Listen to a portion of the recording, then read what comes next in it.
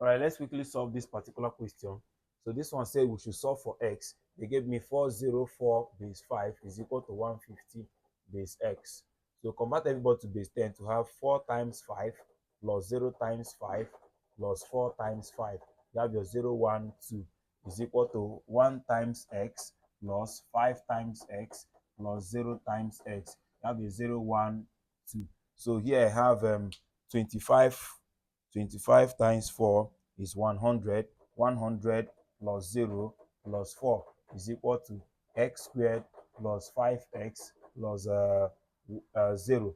Anything times 0 is 0. So I have here is 104 is equal to x squared plus 5x.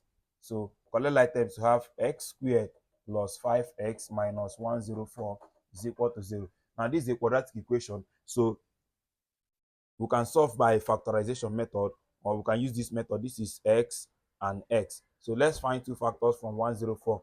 104, 2 divide is 50, 52. 2 divide is 226.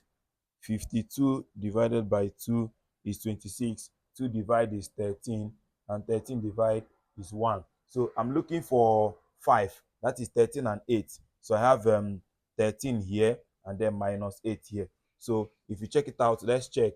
If you check, you will see that this time this will give you 13x. This time this will give you minus 8x to give you that 5x that is in the middle. So my answer will now be x minus 8 and x plus 13 is equal to 0. So to show that when two things are equal to 0, you should know that automatically that one of them must be 0. So you say either x minus 8 is equal to 0 or x plus 13 is equal to 0.